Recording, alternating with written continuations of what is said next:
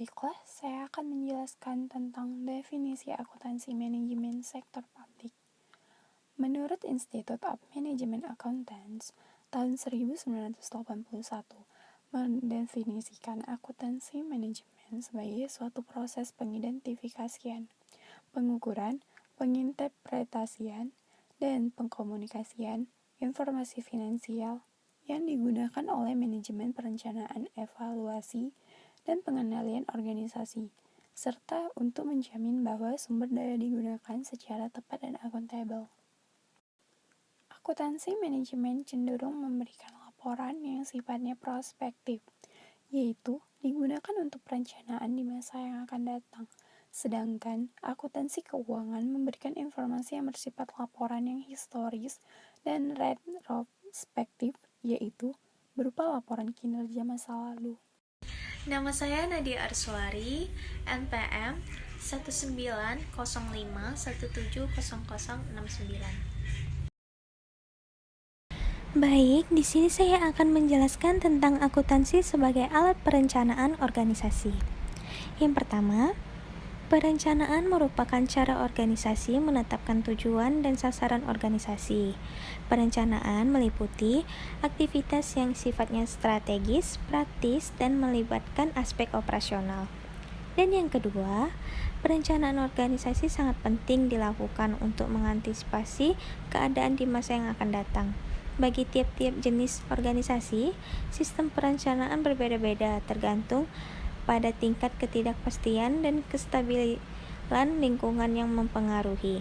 Semakin tinggi tingkat ketidakstabilan atau ketidakpastian lingkungan yang dihadapi organisasi, maka diperlukan sistem perencanaan yang semakin kompleks dan canggih.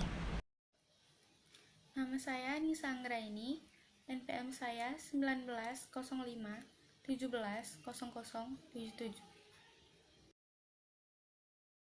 Akuntansi sebagai alat pengendalian organisasi untuk menjamin bahwa strategi untuk mencapai tujuan organisasi dijalankan secara ekonomis, efisien, dan efektif, maka diperlukan suatu sistem pengendalian yang efektif.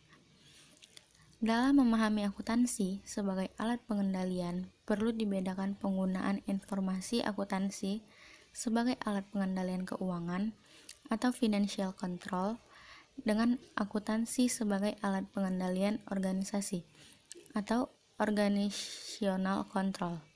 Pengendalian keuangan terkait dengan peraturan atau sistem aliran uang dalam organisasi, khususnya memastikan bahwa organisasi memiliki likuiditas dan solvabilitas yang cukup baik. Selain itu, pengendalian organisasi perlu untuk dijamin bahwa organisasi tidak menyimpang dari tujuan dan strategi organisasi yang telah ditetapkan. Perkenalkan, nama saya Ahmad Fauzan Sirait dengan NPM 1905170079. Saya Ahmad Fauzan Sirait akan melanjutkan materi tentang proses perencanaan dan pengendalian manajerial sektor publik. Perencanaan dan pengendalian pada dasarnya merupakan dua sisi dari mata uang yang sama, sehingga keduanya harus dipertimbangkan secara bersamaan pula. Menurut Jones and Penn Library tahun 1996, membagi proses perencanaan dan pengendalian manajerial pada organisasi sektor publik menjadi 5 tahap, yaitu yang pertama, perencanaan tujuan dan sasaran dasar. Yang kedua, perencanaan operasional. Yang ketiga, penganggaran. Yang keempat, pengendalian dan pengukuran.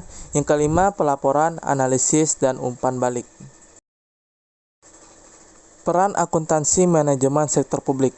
Peran utama akuntansi manajemen sektor publik adalah memberikan informasi akuntansi yang relevan dan handal kepada pihak manajerial maupun atasan dalam melaksanakan fungsi berupa perencanaan dan pengendalian organisasi.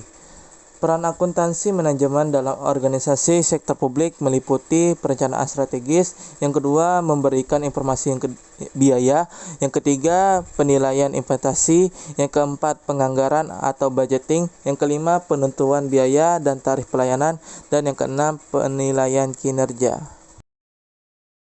Yang pertama, perencanaan strategis. Pada tahap perencanaan strategis, manajemen organisasi membuat alternatif program yang dapat mendukung strategi organisasi. Peran akuntansi manajemen adalah memberikan informasi untuk menentukan berapa biaya program atau cost of program dan beberapa biaya suatu aktivitas atau cost of activity, sehingga berdasarkan informasi akuntansi tersebut, manajer dapat menentukan berapa anggaran yang dibutuhkan dikaitkan dengan sumber daya yang dimiliki. Yang kedua, memberikan informasi biaya. Peran kedua dari akuntansi manajemen sektor publik yaitu memberikan informasi biaya. Adapun biaya yang dimaksud yaitu yang pertama ada biaya input, yaitu sumber daya yang dikorbankan untuk memberikan pelayanan. Yang kedua ada biaya output, yaitu biaya yang dikeluarkan untuk mengantarkan produk hingga sampai ke tangan konsumen. Yang ketiga biaya proses, yaitu biaya yang digunakan untuk memproduksi suatu produk yang sama secara kontinu. Informasi biaya tersebut harus diberikan karena berhubungan dengan transparansi dana, sehingga manajemen dapat mengevaluasi biaya apakah yang berlebih maupun yang kurang dari biaya tersebut. Oleh karena itu, sebaiknya informasi yang diberikan harus detail dan terperinci. Perkenalkan, nama saya Sri Juliana Pratiwi, NPM 1905 170104. 3. Penilaian investasi. Akuntansi manajemen diperlukan dalam penilaian investasi karena untuk dapat menilai investasi diperlukan identifikasi biaya risiko dan manfaat atau keuntungan dari suatu investasi. Lalu, penilaian investasi dalam organisasi publik dilakukan menggunakan analisis biaya manfaat, cost benefit analysis. Setelah itu menentukan biaya sosial dan manfaat sosial dalam suatu moneter sangat sulit dilakukan. Oleh karena itu, penilaian investasi dengan menggunakan analisis biaya manfaat di sektor publik sulit dilaksanakan. Untuk memudahkan, dapat digunakan analisis efektivitas biaya, cost effectiveness analysis. Penilaian investasi dengan menggunakan analisis efektivitas biaya menekankan beberapa besar dampak outcome yang dicapai dari suatu proyek atau investasi dengan biaya tertentu. 4. Penganggaran. Akuntansi manajemen berperan untuk memfasilitasi terciptanya anggaran publik yang efektif. Untuk mencapai hal tersebut harus didukung dengan manajemen sumber daya manusia yang handal. Jika tidak, akuntansi manajemen tidak akan banyak bermanfaat, karena akuntansi manajemen hanyalah merupakan alat manajemen atau manajemen tool untuk perencanaan dan pengendalian. 5. Penentuan biaya dan tarif pelayanan. Akuntansi manajemen digunakan untuk menentukan beberapa biaya yang dikeluarkan untuk memberikan pelayanan tertentu dengan beberapa tarif yang akan dibebankan kepada pemakai jasa layanan publik, termasuk menghitung subsidi yang diberikan. Dengan informasi akuntansi manajemen, sumber-sumber efisiensi dan organisasi dapat dideteksi dan dihilangkan. 6. Penilaian kinerja. Penilaian kinerja merupakan bagian dari sistem pengendalian. Penilaian kinerja dilakukan untuk mengetahui tingkat efisiensi dan efektivitas organisasi dalam mencapai tujuan yang sudah ditetapkan.